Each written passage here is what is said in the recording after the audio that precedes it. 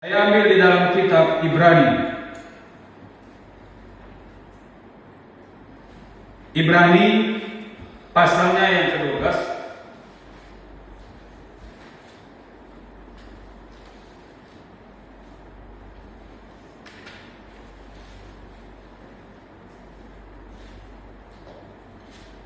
Pasal 12 ayat 14, 15 dan 16. Saya akan baca, saudara.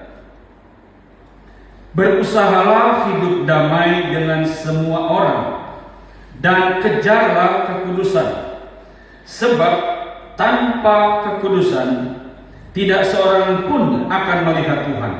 Ayat 15. Jagalah supaya jangan ada seorang pun menjauhkan diri dari kasih karunia Allah, agar jangan tumbuh akar yang pahit yang menimbulkan kerusuhan dan yang mencemarkan banyak orang. 16. Jangan ada orang yang menjadi cabul, yang mempunyai nafsu yang rendah seperti Esau, yang menjual hak kesulungannya untuk sepiring makanan.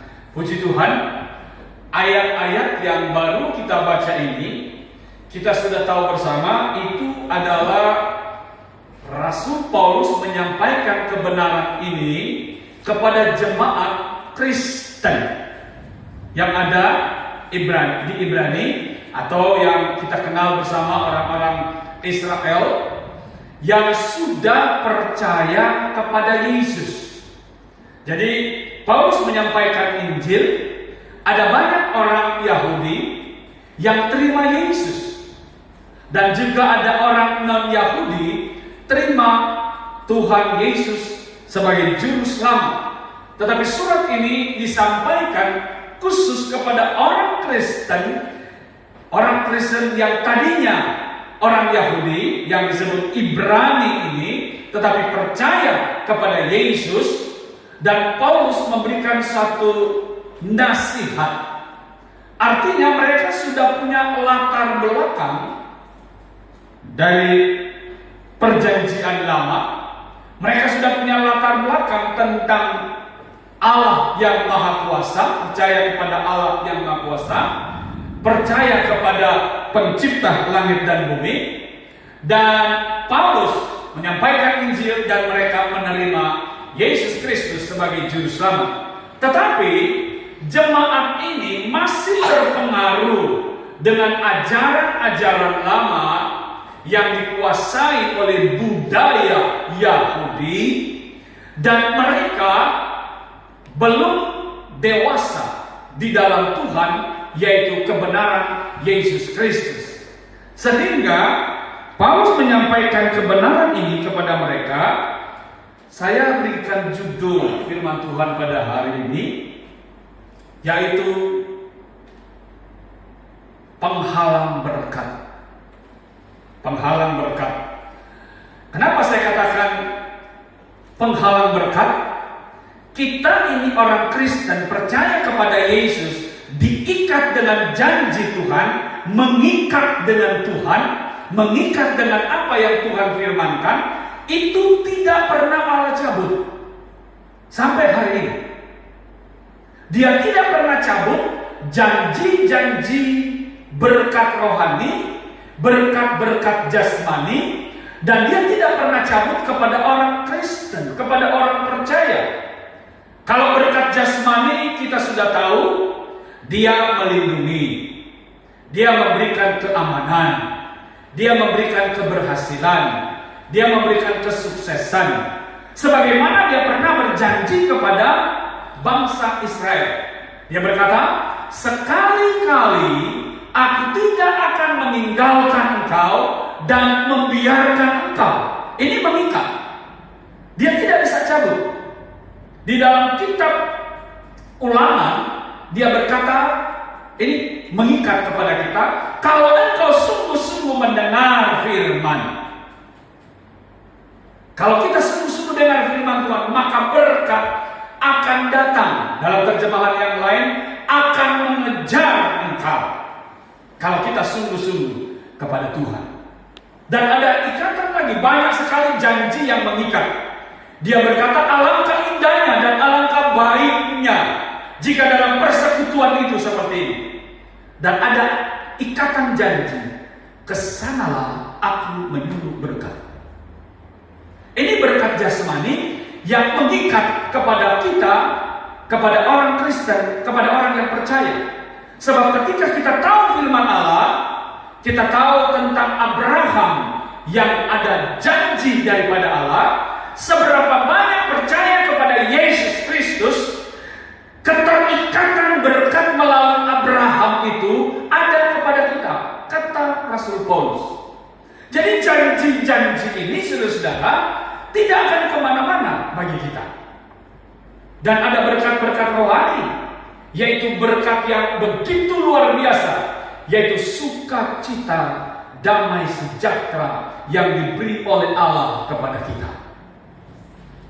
Saudara, seorang pengacara yang terkenal, kaya raya, saudara, pasti saudara sudah tahu, dia jadi pengacara baru-baru ini, seorang aktif, saudara. Siapa namanya? Hotman Paris. Dia berkata begini, dia ibaratnya segala-galanya sudah ada. Dia berkata begini, yang memberikan kebahagiaan ternyata cuma hal-hal rohani. Dia semua sudah ada, saudara. Dan semua yang ada kepada dia yang sudah menjadi milik, saya yakin Tuhan tidak akan cabut kepada dia. Tetapi rupanya dia rasa kosong.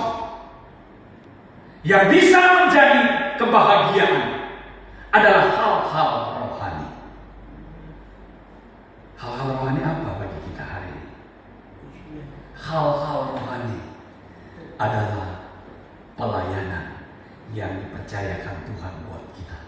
Dia sibuk kerja kemana-mana, tapi dia rindu, bahagia, sukacita, damai sejahtera, hal rohani hanya didapatkan di gereja Tuhan.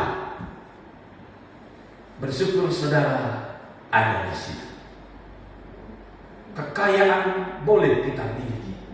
Kekayaan apapun Allah tidak akan cabut di dalam diri kita. Tapi saya cuma takut hal rohani itu bisa dicabut oleh Allah.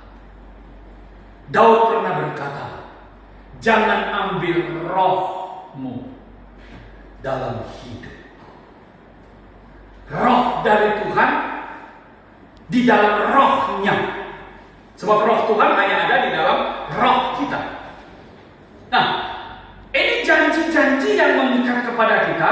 Maka Paulus melihat ada penghalang berkat-berkat ini. Penghalang apa yang terjadi yang sangat dekat sekali dari kehidupan orang Kristen, kehidupan sehari-hari. Pertama kita lihat 14, berusaha hidup damai dengan semua orang. Ini satu hal yang disampaikan oleh Paulus kepada jemaat Kristen, orang Ibrani yang percaya kepada Yesus, berusaha supaya hidup damai dengan semua orang. Kita berdamai satu sama lain. Kita berdamai antara orang tua dan anak, antara suami istri, antara sanak saudara dan keluarga. Karena itu adalah penghalang berkat. Kalau saya baca beberapa ayat, saudara, di dalam 1 Yohanes, saudara, tentu saya tidak akan membaca semua, saudara. 1 Yohanes 2 ayat 9, kita disuruh untuk berdamai. Di sini dikatakan, barang siapa berkata bahwa ia berada, 1 Yohanes 2 ayat 9, barang siapa berkata bahwa ia berada di dalam terang, orang Kristen tentunya, tetapi ia membenci saudaranya, ia berada di dalam kegelapan sampai sekarang. Paulus bilang, coba kita berdamai satu sama lain. Berarti kalau tidak ada damai, ada kebencian, ada kepahitan. Sehingga ini penghalang berkat. Berkat rohani. Kalau berkat jasmani, nasib bisa dikejar, saudara. Kita bisa ambil, kita bisa berusaha, kita bisa kerja, dan Allah membuka jalan buat kita lebar-lebar mungkin dalam segala usaha kita. Tetapi jangan sampai kita sudah jadi Kristen yang sudah dibayar dengan darah Yesus, kita tidak ada damai satu sama lain. Saudara, tahun 90-an saya dengan termasuk kakak saya, saudara saya anak tunggal, tetapi saya punya saudara-saudara di sana, termasuk kakak yang boleh bilang dari orang tua saya, punya kakak yang tua. Dia juga seorang hamba Tuhan, seorang ibu. Sempat saya dengan dia clash dan tidak saling berhubungan. Telepon, saya ke Manado, tidak ke rumah dia. Dia datang di Jakarta, tidak ke rumah saya. Tidak enak. Selama itu saya tidak ada damai. Saya bilang, Tuhan, ngapain saya hamba Tuhan? Ngapain saya pendeta? Kalau saya tidak ada damai dengan kakak saya, perempuan yang ada di Manado. Berikan jalan supaya kami boleh bertemu. Suatu saat dia datang ke Jakarta. Mama saya waktu itu ada di Jakarta. Ketemu di Cilincing, di paman saya. Kakak saya bertanya kepada mama. Nama saya hari-hari panggilan Telni. Telni ada di mana? Ada di rumah. Dia tidak bilang salam. Masih marah nih. Saya tanya, mama pulang gimana? Si kakak saya ada gelisah saya. Saya berdoa. Samping saya sudah kangen dia, saya sudah cinta. Saya bilang, beri waktu saya pulang, Tuhan. Saya mau datang. Kebetulan saya dengan istri pulang. Waktu kami datang, jam 9 pagi. Kebetulan di gereja dia beribadah. Masih jauh dia udah lihat saya, kayak anak terhilang, saudara. Masih jauh dia lihat saya, dia bilang begini sama suaminya, Papi, suaminya tentara. Papi, kayaknya seperti Telni yang di ujung sana, yang datang kemari. Kira-kira mungkin 100 meter dari jalan raya ke gereja dia, satu gang saja masuk gereja dia. Mereka lihat, iya, si Trevena masih dipeluk waktu itu. Kalau Nina tahu semua, masih dipeluk dia. Dia keluar gereja, dia jemput, dia peluk saya, dia bilang, aku mau masuk surga. Sedang dia, Kak, saya juga kepingin masuk surga. Ini penghalang untuk ke surga. Berdamai. Paulus bilang, kita bersaudara di dalam Tuhan harus berdamai. Haleluya. Ini menjadi penghalang buat kita sebagai orang Kristen. Kita sudah jadi orang Kristen. 1 Yohanes 2 ayat 11. Tetapi barang siapa membenci saudaranya, ia berada di dalam kegelapan dan hidup di dalam kegelapan. Ia tidak tahu kemana ia pergi, karena kegelapan itu telah membutakan matanya.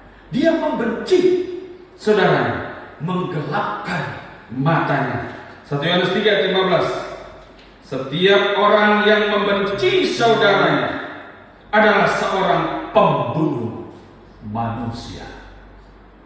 Pembunuh.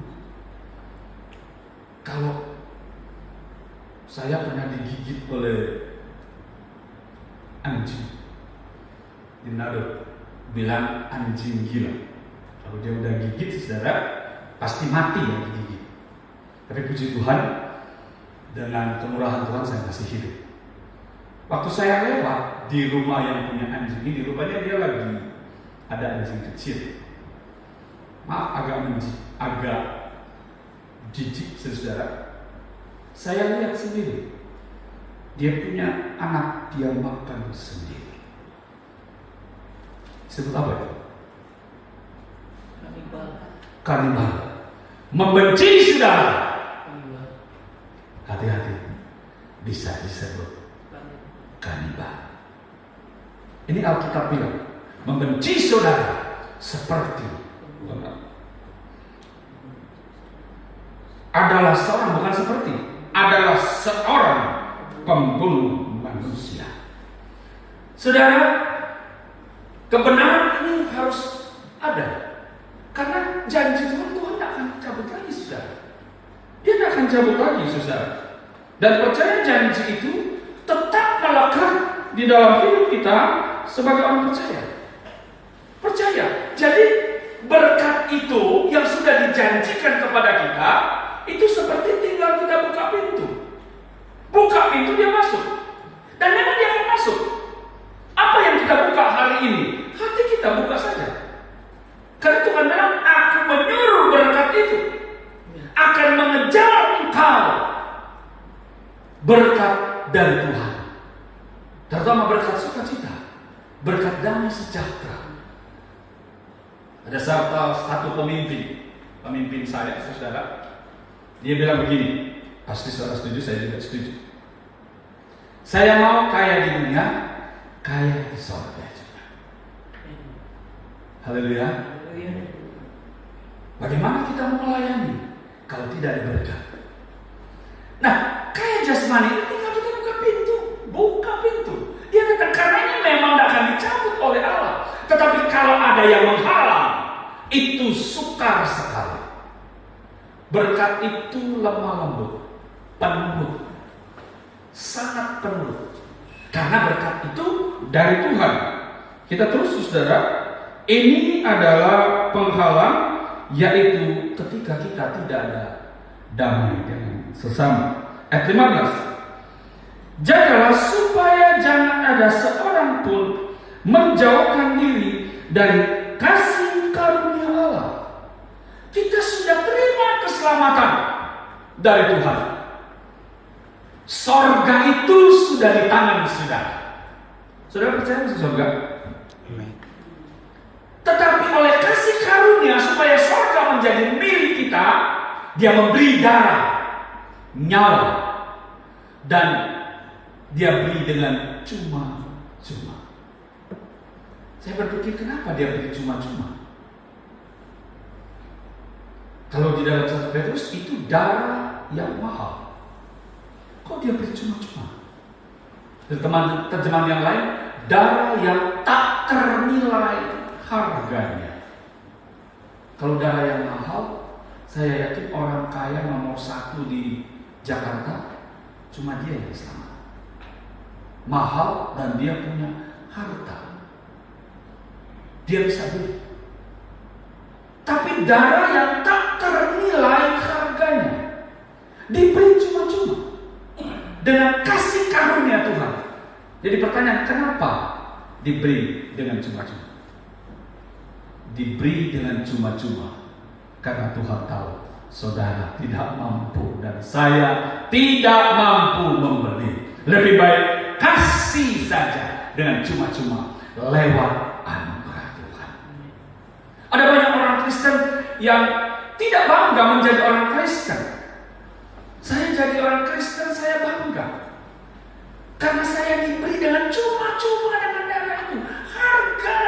Harga yang mahal itu. Harga yang mahal itu. Satu saat, saudara, ada teman memberi hadiah buat saya. Dia kasih ballpoint. Mahal, saudara. Menurut saya mahal. Saya simpan. Dan di tangan saya ada ballpoint. Ada yang tahu ini harga berapa? Ini biasa. Berapa sama? 3.000. Ibu gembala kalau beli ballpen begini, satu-satu itu, 1 dos. Tidak tahu sampai hari ini sudah berapa dos dia beli. Bukan tersimpan, hilang. Bukan tersimpan, hilang. Ada ballpen udah ambil 1 situ. Ambil satu. Semua hilang. Kenapa hilang? Murah. Tidak peduli. Murah. Tapi yang satu ini sampai siapa? Saya hargai. Sekalipun sudah mulai karat-karatan. Yang kasih itu sudah meninggal.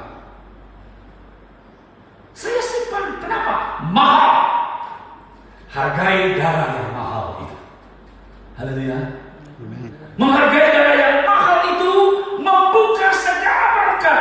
Tetapi kalau kita jauh dari kasih karunia itu menghalangi berkat yang Tuhan sudah perintahkan. Berkat kekuatan, sukacita, damai sejahtera. Tuh dengar ini pengacara bilang, yang memberi kebahagiaan cuma hal-hal rohani. Dia baik, tapi dia merasa kosong. Seperti seorang yang datang kepada Yesus. Bagaimana bisa selamat? Tuhan bilang kamu harus lakukan ini. Semua saya sudah lakukan. Hukum Taurat saya sudah lakukan. Semua. Oh, berarti dia orang teolog sudah. Dia tahu hukum Taurat. Berarti dia, kalau zaman sekarang, sekolah teologi ya sudah. Tapi ketika Tuhan bilang jual semua, dan aku akan ganti. Tuhan bilang, aku akan ganti. Ganti apa? Ganti yang dari Tuhan punya. Berarti melebihi. Saudara dan saya, dia ganti dengan darah yang tak ternilai harganya. Kalau dia tidak ganti dengan darah yang tidak ternilai harganya, saudara tidak ada di tempat ini. Tetapi karena saudara menghargai kasih karunia. Kalau kita mau lihat kasih karunia, memang kita tidak bisa balas. Tidak bisa kita balas dengan apapun dalam diri kita. Tapi kalau kita masih ada sampai hari ini, kita melayani, kita selalu ditolong dan diberkati Tuhan, pasti berkat yang dijanjikan akan datang. Jadi saudara, kasih karunia ini membuka berkat kepada kita. Dan yang berikut saudara, masih ayat 15, apa yang menghalangi? Agar jangan tumbuh akar yang pahit, yang menimbulkan kerusuhan dan yang mencemarkan banyak orang. Jangan jauh-jauh dari kasih karunia, karena kasih karunia itu adalah pintu berkat untuk masuk yang dari Tuhan. Tuhan bilang, aku akan membukakan tingkap-tingkap langit dan mencurahkan segala berkat. Dia buka tingkap langit dan mencurahkan segala berkat. Dari kasih karunia yang ada kepada saudara dan saya yang sudah diberi, itu adalah pembuka untuk menerima yang apa yang dia curahkan kepada kita. Ini janji. Tetapi kalau ada akar pahit, jangan tumbuh akar yang pahit. Dia mengibaratkan seperti pohon. Seperti pohon yang tumbuh, ada akar tunggang, saudara. Ada juga akar serabut. Kalau serabut seperti bawang. Tapi akar tunggang yang pohon-pohon besar. Pohon itu bisa besar, pohon itu bisa lihat segar, pohon itu bisa berbuah. Itu karena ada akar. Akar apa? Akar yang baik. Tapi kalau akar yang sudah ada kepahitan, akar yang tidak menyenangkan dan tidak kompromi dengan akar itu, maka pohon itu bisa mati dan robek. Satu waktu saya pulang ke daerah Sulawesi Utara, mama saya masih hidup. Dia bawa saya ke kebun. Di sana itu banyak pohon cengkeh. Saya tanya, "Mah, kenapa nih pohon cengkeh udah mulai layu dan sepertinya sudah mulai mau mati?" Mama bilang, "Nggak tahu penyebab apa." Dan saya sudah lihat indikasinya memang mau mati. Mau mati. Jadi saya pikir, ini udah mau mati, iseng aja. Saya iseng, saya gali bawah. Saya cari tahu kenapa. Jangan-jangan akar mungkin di bawah udah membusuk atau gimana. Oke, belum terlalu besar. Saya temukan di dalam situ ada ulat di dalam. Ada ulat kecil, saudara. Dia ganggu pohon itu, layu mati. Kepahitan, akar pahit itu adalah penghalang berkat. Itu adalah racun di dalam diri. Ini keseharian-harian, saudara.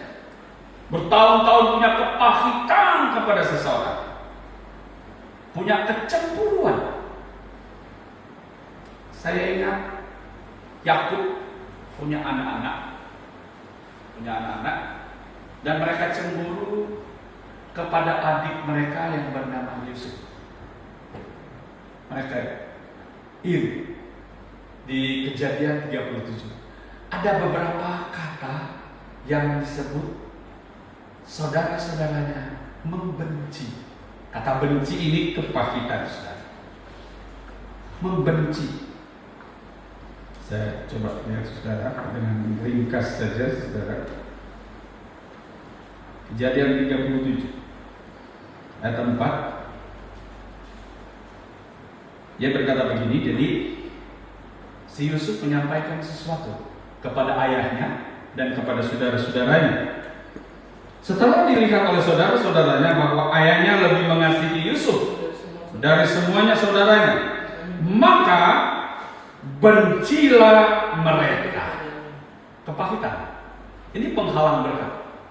Maka bencilah mereka itu kepadanya dan tidak mau mengabaikan dengan ramah.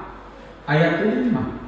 Ini makin benci sampai mati.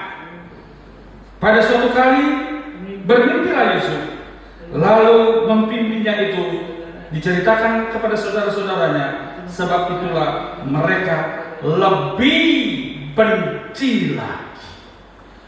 Lebih benci lagi. Wih, luar biasa.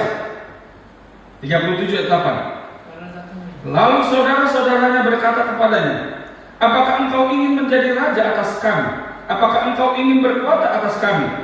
Jadi makin ini akal kan, makin hari makin bertumbuh, terus bertumbuh. 37 ayat 11. Puncaknya, saudara. Maka iri hatilah saudara-saudara. Itu dari benci, makin benci. Ini benih penghalang berkat. Saudara mau diberkati Tuhan? Amin. Katakan hari ini, saya mau diberkati. 1, 2, 3. Saya mau diberkati. Sekali lagi. Saya mau diberkati. Sekali lagi. Saya mau diberkati. Karena itu memang adalah janji Tuhan. Jauhkan kebencian itu. Kan kita seringkali tidak suka dengan orang. Iya kan? Semua orang pasti terjadi. Saya mengkondisikan diri, ya pendeta juga pasti ada hal itu. Saya mengkondisikan diri berkata begini, aduh orang ini menyakitkan, aduh orang ini begini, menyakitkan. Saya kondisikan diri, sekalipun berat mulut saya, karena saya tahu itu penghalang. Saya bilang, berkati dia Tuhan. Tapi berat ucapkan itu. Tapi saya harus ucapkan bahasa yang tidak kontradiksi dengan firman, yang tidak kontradiksi dengan Tuhan. Allah selalu berkata memberkati, tetapi hati kita tidak sama dengan Tuhan. Jadi dari perkataanku saya harus ucapkan, Tuhan biar perkataanku sama dengan Tuhan. Kalau perkataanmu sama dengan Tuhan, kata firman Allah, aku akan mencurahkan berkat itu. Kebencian itu memang racun, saudara. Itu terjadi di keseharian. Kepahitan, kebencian kepada orang tua, kebencian kepada siapapun. Apalagi kita membenci, ada akar pahit kepada hamba Tuhan yang berdoa setiap hari, menjadi pendoa syafaat, maka jemaat ada kepahitan. Itu tidak boleh, saudara.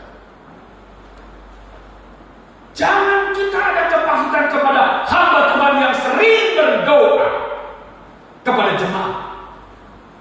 Gembala mungkin tidak tahu. Ada jemaat yang ngomong panjang dengan saya. Memang rupanya paling enak diomongin hamba Tuhan. Saya bilang, Pak, boleh saya pindah di gereja Bapak, karena gembala saya begini, di sana begini. Dalam hati saya, jangan-jangan kepahitan di atas dan bawah di sini. Saya bilang, enggak usah. Engkau punya gembala yang berdoa, yang memberkati siang dan malam, tetapi engkau punya kepahitan. Kita tahu bangsa Israel waktu berperang, Yosua yang pimpin.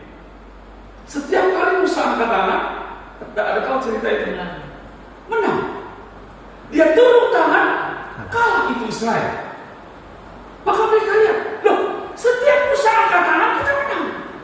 Mereka naik ke atas, supaya taruh batu di atas, supaya Musa selalu pergi.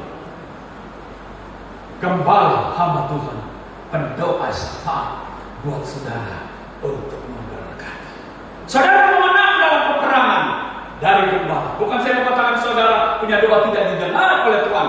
Penting sekali dalam wadah seperti ini. Kalau wadah seperti ini, sekarang banyak pendeta di sini, saudara. Banyak. Terkadang bisa membuat kita, oh bagus. Kalau saudara ada keperluan, apa mau panggil mereka yang dari sini? Hah? Panggil gembala, panggil pendeta yang selalu memberkati.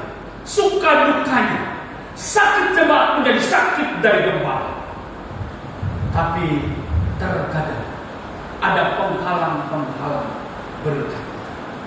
Tetapi bagi kita sebagai orang yang percaya, kita singkirkan semua hal-hal yang pahit dan iri hati kepada sesama, kepada orang tua, kepada adik. Maka saya percaya berkat itu tidak akan kemana-mana. Maka saya percaya hari ini buka pintu hati, Dia akan memberkati saudara. Ada sukacita, ada damai sejahtera. Penghalang-penghalang berkat, katakan kepada Tuhan, saya diberkati oleh Tuhan. Haleluya. Dan hari ini Dia memberkati saudara. Puji Tuhan, kita nyanyikan satu pujian yang menjadi satu komitmen bagi kita kepada Yesus. Suka duka kita ikut Yesus. Di poin ke-6,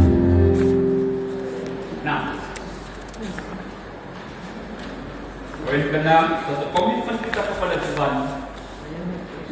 Sekali Yesus, tetap Yesus. Amin. Apapun yang datang, kita tidak terpengaruh. Saya mau ikut Yesus. Saya mau Ini semua ikut Yesus. Saya mau ikut Yesus.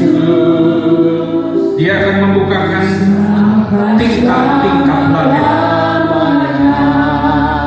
berkat yang mengikat kepada hanya dalam susah menderita dalam dunia, saya mau ikut Yesus sampai selama-lamanya. Satu kali lagi, saya mau ikut Yesus. Saya mau ikut Yesus. Dengar pengakuan kami, Tuhan. Yesus segala-galanya. Yesus penolong kami. Sampai selama-lamanya. Engkau susah, Yesus tetap ada. Engkau senang, Yesus tetap hadir. Tuhan tahu Menderita dalam dunia, Yesus segala-galanya. Haleluya. saya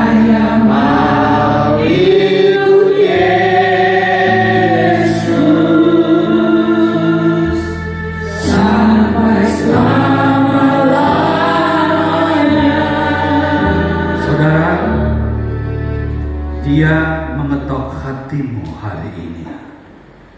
Dia mengetok hatimu untuk supaya engkau membuka. Dia mengetok hatimu bukan datang sebagai tamu agung, tapi dia datang membuka hatimu untuk melayani engkau. Hari ini dia melayani engkau dengan berkat-berkat janji Tuhan lewat firman Allah. Berapa lama engkau menutup hati? Hari ini dengan kasih karunia, dia ketok hatimu. Buka hatimu hari ini. Karena berkat sekarang sudah di ambang pintu. Tinggal membuka hati. Bukan tamu, tapi dia pelayan. Katakan kepada dia, saya mau in Yesus. Mau iring Yesus. Ini kami Tuhan, kami sudah buka hati kami. Dari kekurangan kelemahan dosa kami perlu Engkau. Kami perlu Engkau. Pulihkan kami Tuhan. Penghalang-penghalang berkat.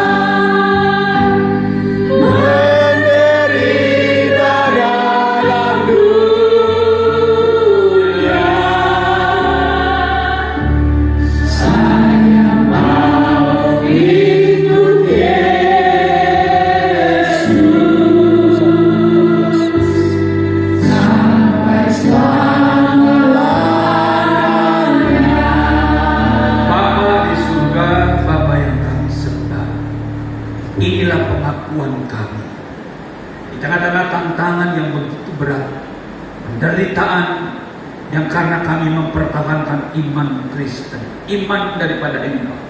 Kami menderita karena pelayanan, kami menderita karena Kristus, kami menderita karena kami bersaksi tentang Engkau. Tuhan, segala penghalang-penghalang berkat yang Engkau sudah janjikan, yang tidak mungkin Engkau cabut kembali, kami rindu Tuhan. Segala penghalang-penghalang dosa, penghalang-penghalang kejahatan, penghalang-penghalang yang tidak berkenan kepada Allah, melawan kehendak Allah, Tuhan tolong kuatkan kami, biar kami ada di dalam Tuhan. Seberapa banyak jemaat yang hadir pada hari ini, kami tahu Engkau sudah menjamah, Engkau sudah memberkati, Engkau sudah membasuh kami dengan kebenaran firman Allah. Maka di hati kami hanya ada satu nama, Yesus Kristus. Kami mau berdamai dengan satu sama lain. Kami mau supaya dekat dengan kasih karunia. Dan kami mau tidak ada akar pahit. Kami mau tidak ada kebencian satu sama lain. Karena itu bukan berasal dari Tuhan. Terima kasih firman-Mu. Terima kasih kebenaran-Mu. Semua jemaat yang ada di ruangan ini sudah diberkati oleh Tuhan. Dalam nama Yesus kami sudah berdoa. Amin.